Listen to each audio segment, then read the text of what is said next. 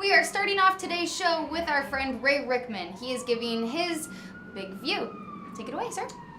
So, when I was a kid, we'd go to Mississippi and we'd go to Alabama every summer, and we'd have a racial incident every other day. And when we got tired of the racial incidents, we'd stay home at my grandfather's house. He raised frogs and watermelons. It was really quite fascinating as a kid. And when I mean racial incidents, I mean bad stuff. My mother once got arrested in Loveman's department store for trying on a hat. She forgot black women could not try on hats in the South.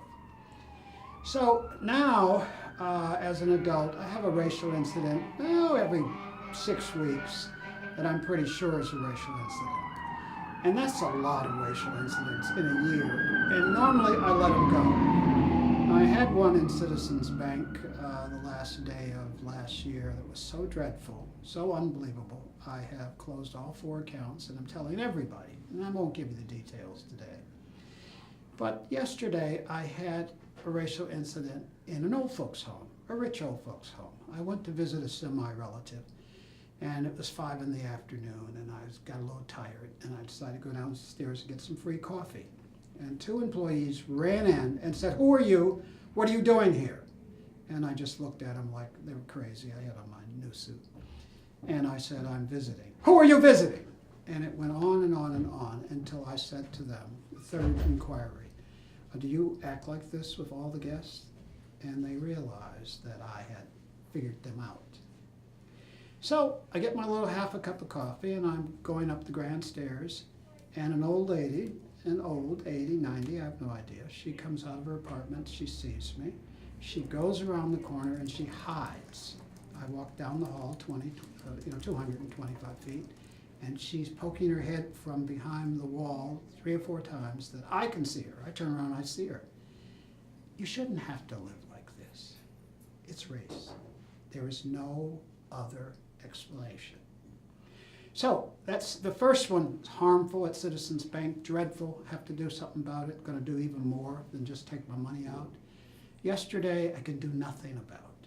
You cannot do anything about old folks insulting you, hired help insulting you. They'll deny it. It won't help. It won't go in their brain. They won't treat people better in the future. So what am I really worried about? I'm worried about a court system with 89 judges, of whom only 2 are black. Everybody else is white. In a system where 40 to 45% of the people that go into the courthouses every day are not white. They're people of color. Now, a lot of white folks commit crimes too, but they have fancy lawyers and they can avoid court and they pay their fine and skip it, whatever. So it's not that there are fewer percentage-wise that white folks aren't committing crimes, but they're not showing up in courtrooms.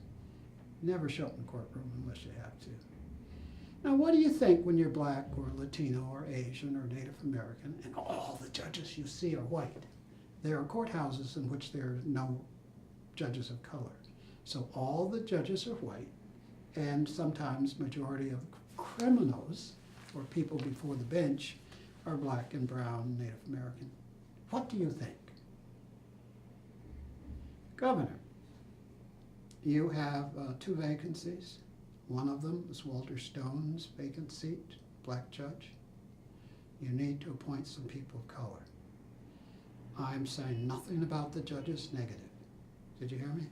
Not one of them's a racist. In this society where I can't even go in an old folks' home without racist incidents, not a one of those 89 judges is racist. I'll put that on the record. I don't know it to be true, but it sounds good. But I'll tell you, most other people of color are not so sure, because they live the same life as I do, in which racist things happen to them. And I sat on the parole board for 2 years, and I saw people of color, Mexican American, for instance, who had 8 to 10 years for death resulting in drunk driving. 8 to 10. He got the kind of time that I think he should have got for killing somebody in his car while drunk. All of the white people I saw, all white males, all 21, 22, handsome, young, got 1 to 3 years for the same crime. You listening? I thought it was one of the most racist things I've ever seen. Now, the head of the Rhode board says it's not racist, it's lawyering, that the young white people have better lawyers and they are able to get better sentences. Garbage to her and to anyone else who says it. A crime is a crime, and you should do the time, or you shouldn't commit the crime. It's racism. So, you want to have some fun?